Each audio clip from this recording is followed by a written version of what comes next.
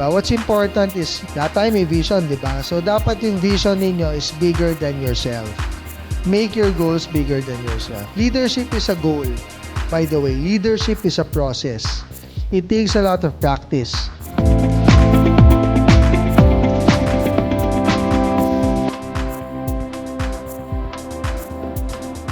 Ang pinakaano ko lang dito is dapat you have the can-do attitude.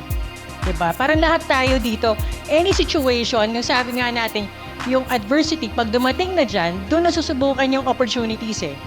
Ay, kaya ko pala. Diba? Hindi natin sabihin ang hirap. But when you come to think of it, diba, it's delegation with control. We have a team.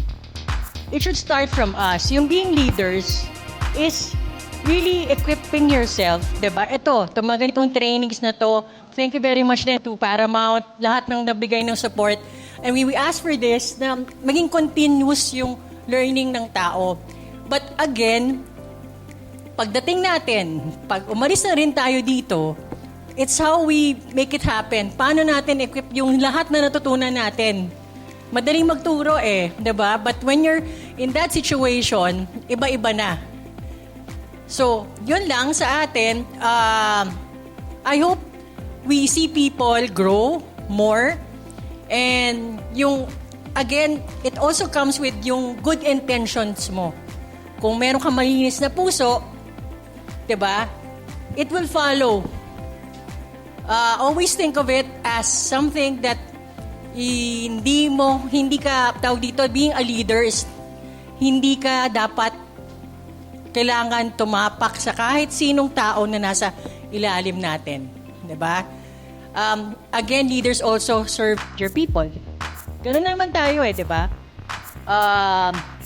Good luck everyone. I hope sa mga succeeding na pwede pang mangyari, i-practice natin lahat to. And I'm sure, even hindi dito sa Paramount, tuloy-tuloy pa rin natin. Yung mga small natin for within the stores, 'di ba? Kahit small talks, nag-uusap tayo when it comes to leadership, 'di ba?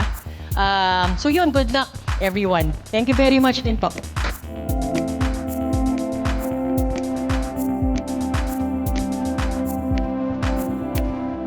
Kung ano naman po yung nakuha ninyo, use it as a stepping stone to become effective and great leaders.